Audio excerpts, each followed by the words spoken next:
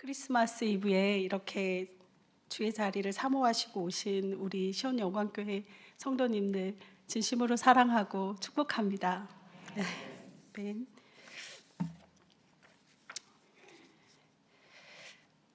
세상에 이렇게도 많은 사람들 중에 하나님께서는 특별히 저에게만, 그리고 사랑하는 성도들, 우리 성도님들에게만 이 믿음을 선물로 주셨습니다.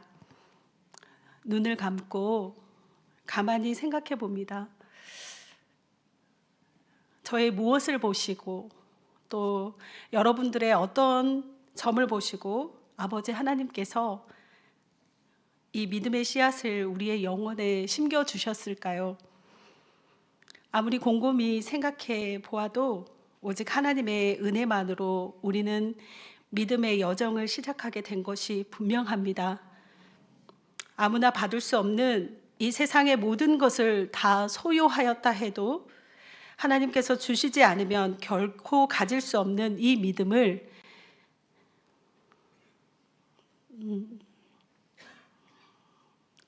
오늘까지, 그리고 지금 이 시간까지 여러분은 어떻게 간직하고 계십니까? 혹시 여러분 중에 너무나 당연한 것으로 여기며 살아가는 분이 없으시기를 간절히 바라봅니다. 오늘 이 시간에는 사랑하는 성도님들과 함께 믿음의 서신이라고 불리는 별명을 가진 히브리서를 살펴보도록 하겠습니다. 특별히 성경 66권이 총 1189장인데요.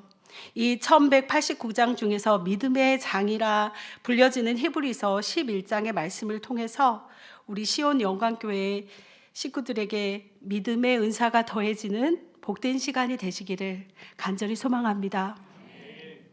성경이 기록되는 시기마다 그 동기와 목적이 분명하게 있습니다. 히브리서 기록 시기의 단서가 되는 히브리서 10장 32절 말씀은 전날에 너희가 빛을 받은 후에 고난의 큰 싸움을 견디어낸 것을 생각하라. 여기에서 전날에 그리고 고난의 큰 싸움은 주 64년에서 68년 동안 있었던 네로 황제의 큰 박해를 말하고 있습니다. 히브리서의 기록 장소는 예루살렘이며 요한 일서와 함께 편지를 쓴 사람과 받은 사람이 표시되어 있지 않습니다. 그러나 내용을 잘 살펴보니 발신자는 구약 성경에 대한 깊은 이해를 가진 유대인이라는 것과 수신자는 유대교에서 기독교로 개종한 유대인들이라는 것을 충분히 추정할 수 있습니다. 로마 제국의 제5대 황제 네로가 집권한 지 10년이 되던 해, 그러니까 기원 후 64년 7월 19일 아주 야심한 밤에 로마시의 북서쪽에 있는 작은 기름 창고에서 불이 나기 시작했습니다. 그 불은 시내로 번지면서 14개의 행정구역으로 나누어 놓았던 로마의 10개 구역이 모조리 전소되어 버렸습니다. 이 불은 돌풍에 따라서 계속 꺼지지 않고 계속 불에 타가지고 9일에서 10일간 계속 탔다고 역사서는 기록하고 있습니다. 모조리 쓸어버린 그 처참함과 그 상실감과 분노 속에서 성난 로마 군중들은 나머지 차지하는 4개 구역에 살고 있는 유대인들에게 이 책임을 물으려고 했습니다. 하지만 유대인이었던 여왕의 도움으로 유대인들은 살아남을 수 있었습니다. 자기가 보는 눈앞에서 사랑하는 가족들과 이웃들, 전 재산을 잃어버린 성난 군중들은 즉위 처음부터 로마의 북쪽 지역의 도시 계획을 계획하고 있었던 네로 황제를 방화범으로 지목하게 되었습니다. 그리고 의심하였지요. 그러자 네로 황제와 집권 세력은 이에 대한 민심 수수책으로 당시 신흥 종교였던 기독교의 책임을 덮어씌우고 예수의 12사도를 비롯한 기독교인들을 대학살하였습니다. 당시 로마 안에 있던 모든 종교들은 황제를 숭상했습니다. 하지만 기독교만은 오직 하나님만을 믿었기에 황제와 집권 세력들에겐 눈의 가시 같은 종파들이었습니다. 또한 초기 기독교인들은 몇 가지 오해를 받고 있었습니다. 그 중에 하나는 기독교인들은 인육을 먹는 사람들이라는 것이었습니다. 특별히 어린아이를 잡아먹는 집단이라고 오해를 하고 있었습니다. 특별히 우리가 은혜롭게 하는 성찬식을 만약에 문 밖에서 예수님을 믿지 않는 사람이 듣는다면 이것은 나의 살이니, 이것은 나의 피니, 받아 먹으라. 안 믿는 사람이 들었을 때 굉장히 무섭지 않겠습니까? 그리고 초대교회 성도들은 우리가 사도행전에서 보았던 것처럼, 그리고 우리가 사용하는 것처럼 형제 자매라고 서로 불렀습니다. 그런데 이게 웬일입니까? 어느 날 갑자기 형제 자매라고 불렀던, 남매라고 생각했던 사람들이 여보 당신을 하고 있는 것입니다. 그래서 믿지 않는 사람들은 기독교인들을 근친 상간자라고 이렇게 오해를 하고 있었습니다. 그리고 그들은 늘 교회에 모여서 무엇인가를 도모하고 끊임없이 그들 안에 비밀스러운 모임들이 항상 있는 것이 네로와 집권 세력들에게는 눈의 가시로만 보여졌습니다. 그래서 그 처참한 대학살이 시작되었는데요. 네로 황제는 그리스도인들을 짐승 가죽을 뒤집어 쓴 채 개들에게 물려 죽게 하거나 또 십자가에 매달려 밤에 횃불로 활활 타게 하였다고 합니다.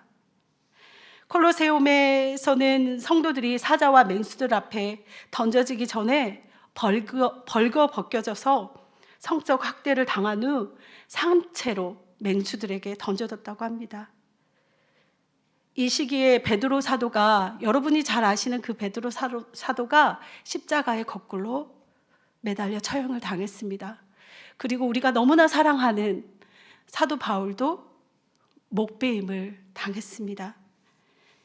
그때의 박해가 너무나 심했기 때문에 그리스도인들은 땅속으로 들어가 카타콤과 교회 생활을 시작하게 되었습니다. 당시에 기독교로 개종한 유대인들은 무자비한 네로의 박해를 비롯하여 혹독한 유대주의자, 유대인 동족들의 박해를 포함한 모든 박해를 다 겪어야만 했습니다. 유대교에서 기독교로 개종했던 그들은 기독교인이라는 이유 때문에 겪었던 잔혹한 박해가 곧 다시 닥칠 것이라는 극도의 두려움과 불안에 휩싸여 살아가면서 극심한 신앙적 혼란에 시달리고 있었습니다. 로마 제국의 정치적 박해와 유대인 동족들의 종교적, 민족적 박해로 인해 지칠 대로 지쳐서 더 이상 견딜 수 없는 번아웃된 정말 탈진 상태에 있었던 기독교로 개종했던 유대인들 중에 일부는 박해를 피해 비교적 안전한 유대교로 다시 돌아가고 있었던 것입니다.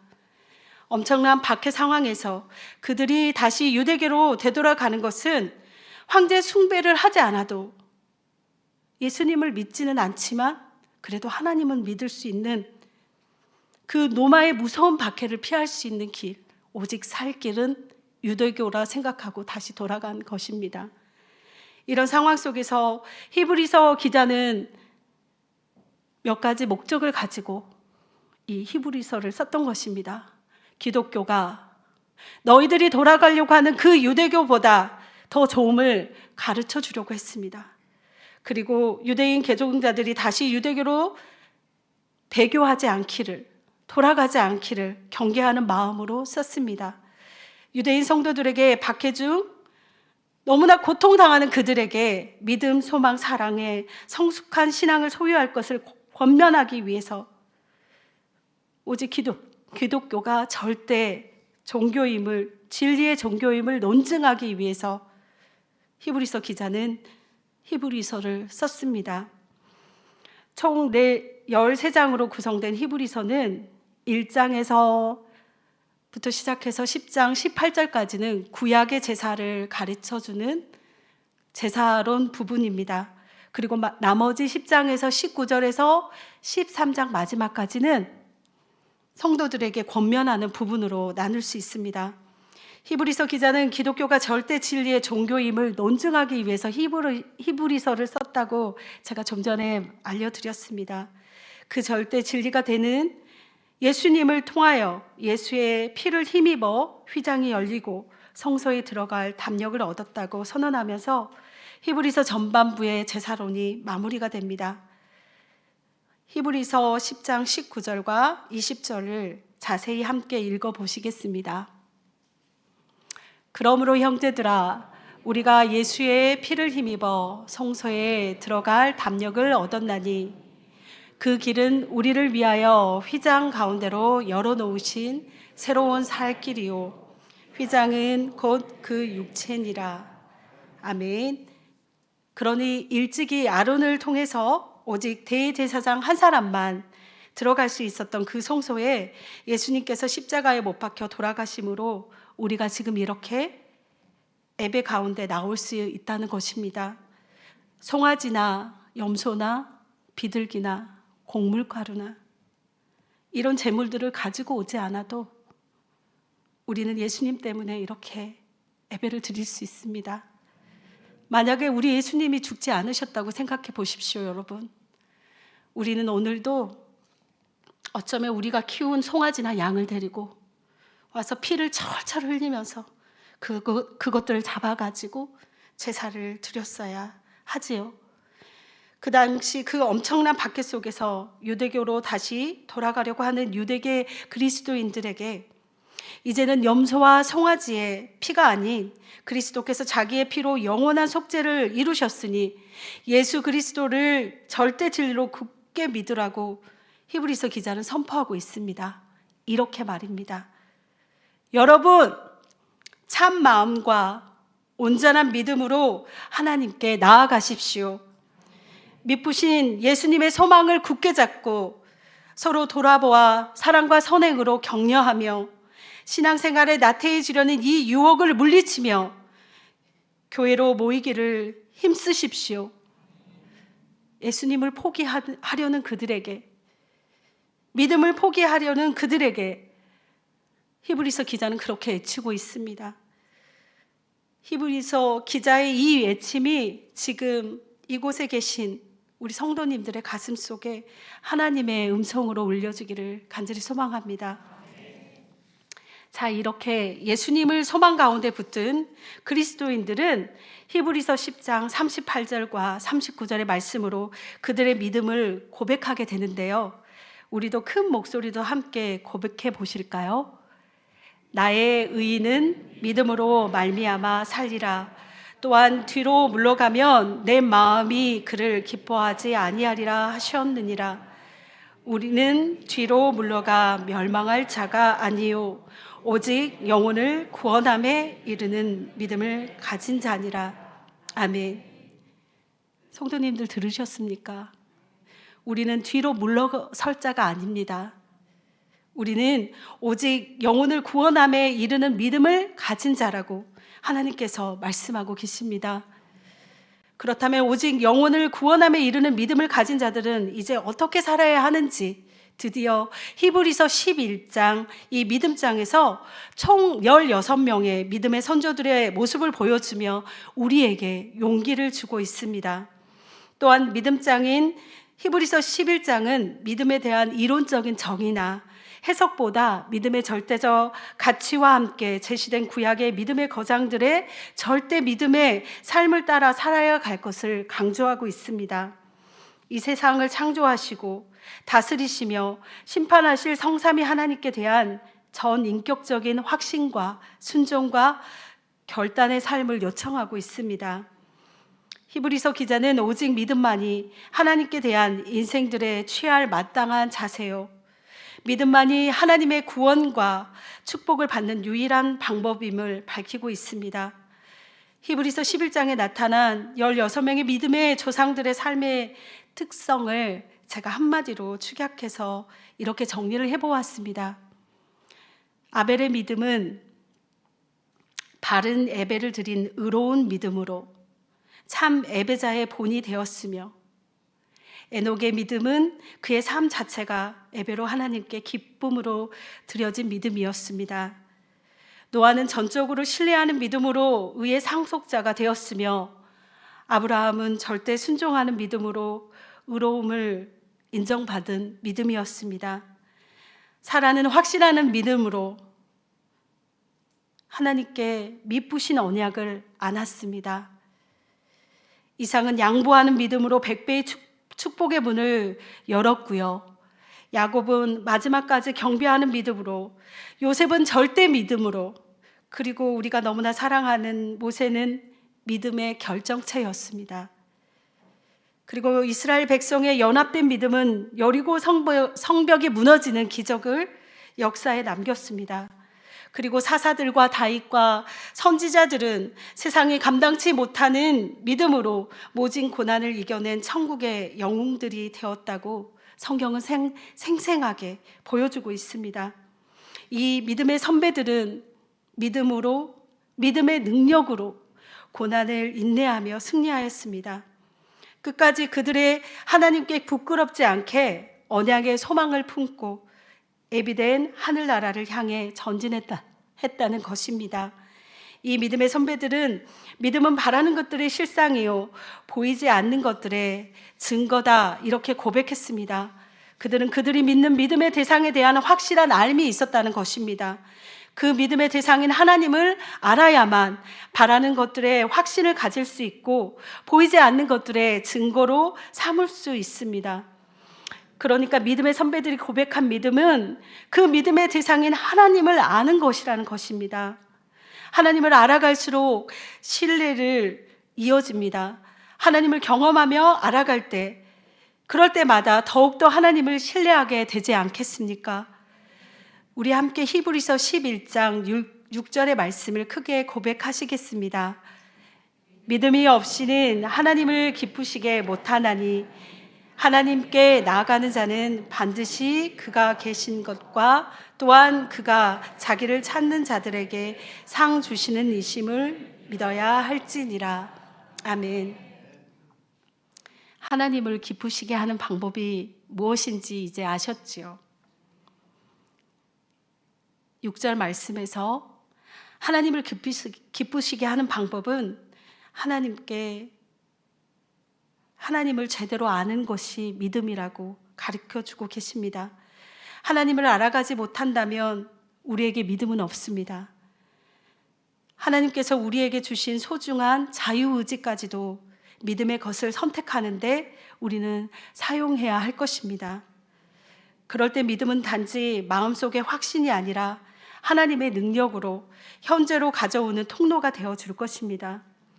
믿음은 하나님을 세상 가운데 드러내는 것이며 우리의 믿음을 통해서 하나님의 능력이 바로 지금 이곳에 나타난다는 것을 믿으십시오.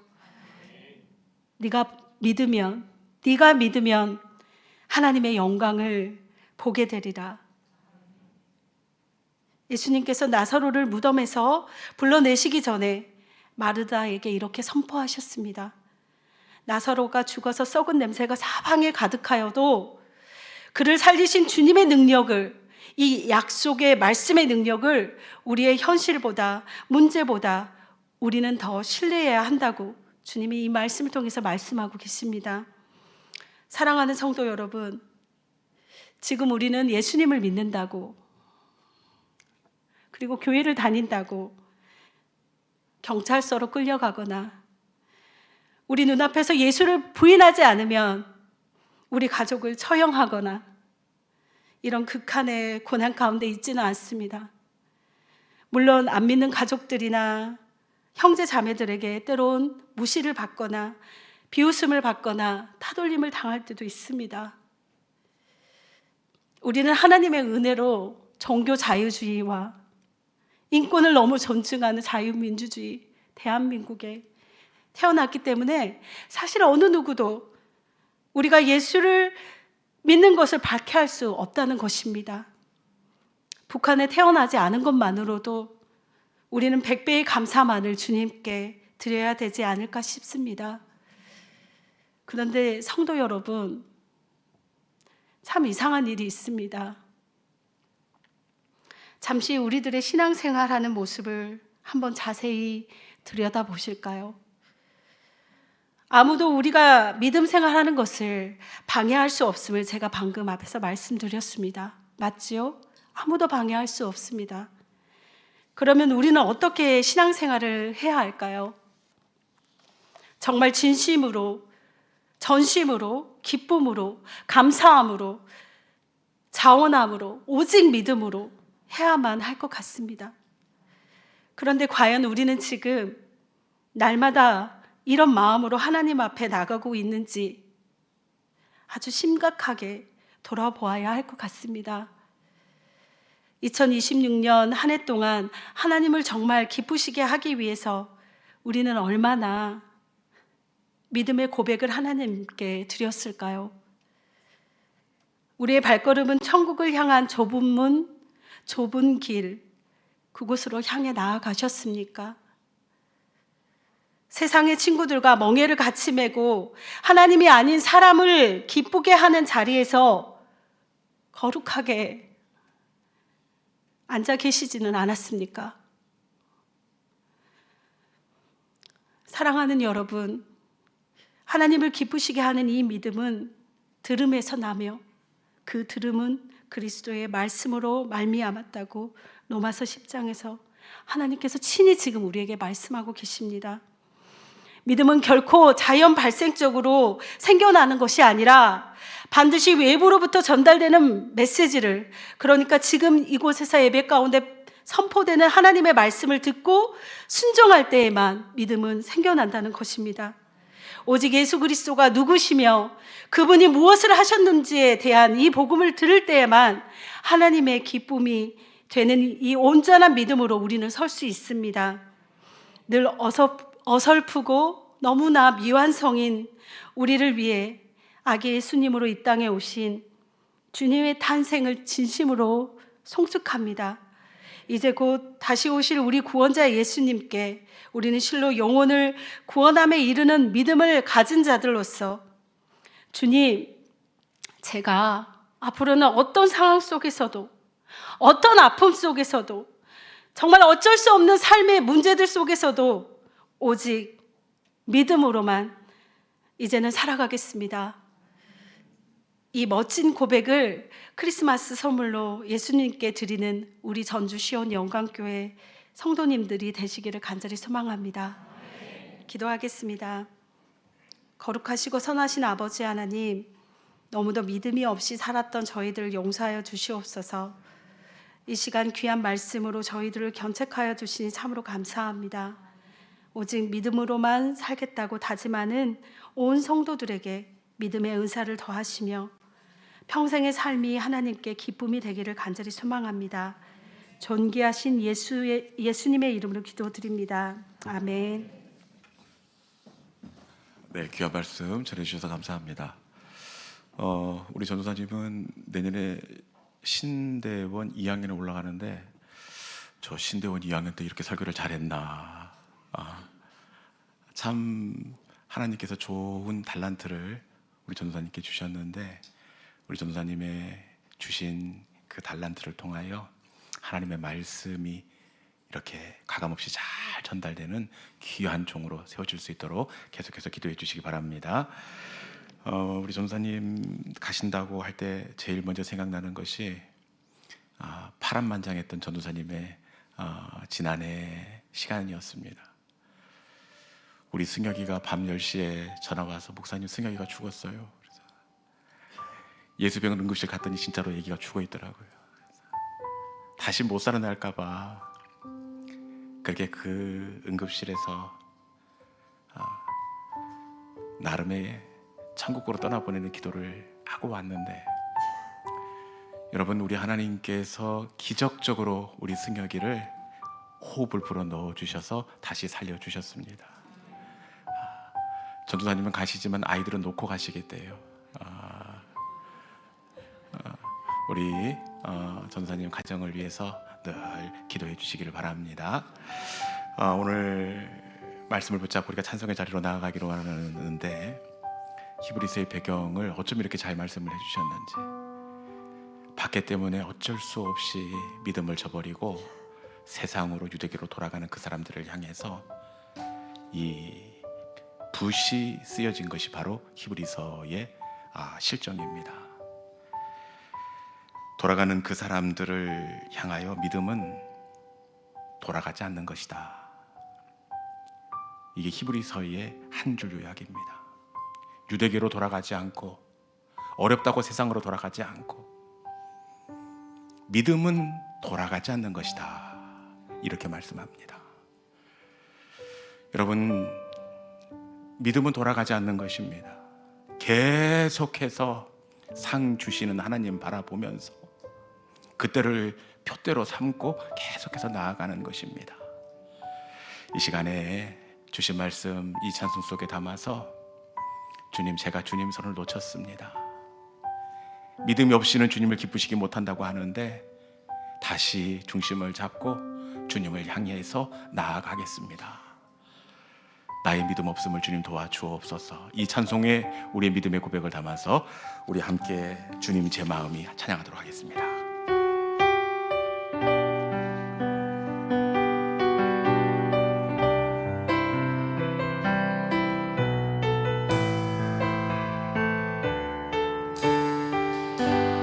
주님 제 마음이